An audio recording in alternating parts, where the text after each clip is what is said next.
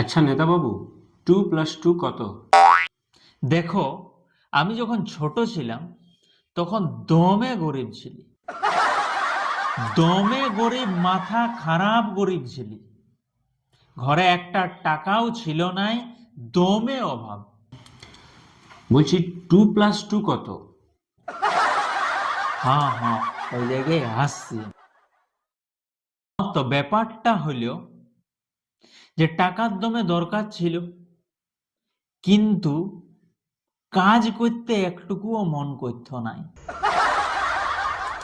সেই সময় ভাবতি যে যদি সরকার আমাদেরকে বিনা কাজ করে ব্যাংকে পয়সা ঢুকান দিত তো কত ভালো হইতো।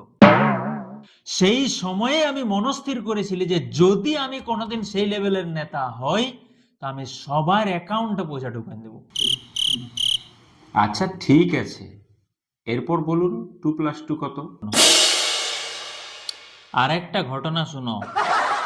যখন আমি ছোট ছিলি তখন স্কুলে পড়তি, তো একদিন মাস্টার আমাকে বলল যে মুঘল সাম্রাজ্যের প্রতিষ্ঠাতার নাম কি। তা আমি পারলি নাই। তখন আমাকে বেঞ্চের উপরে দাঁড় করান দিল। তারপরে বলল যে আকবরের বাবার নাম কি। তখনও পারলি নাই। তখন আমাকে সবাই সামনে কুটে দিল। সেই তখনই আমি কসম খাইছি ভিতরে ভিতর যে এই চ্যাপ্টারটাকে আমি উড়াবো। আচ্ছা আচ্ছা আচ্ছা, ঠিক আছে, এরপর বলুন 2+2 কত? ইয়ার পর ভাবছি যে অঙ্কটাকে উড়াবো। না रहेगी बांस, ना बजेगी बांसुरी।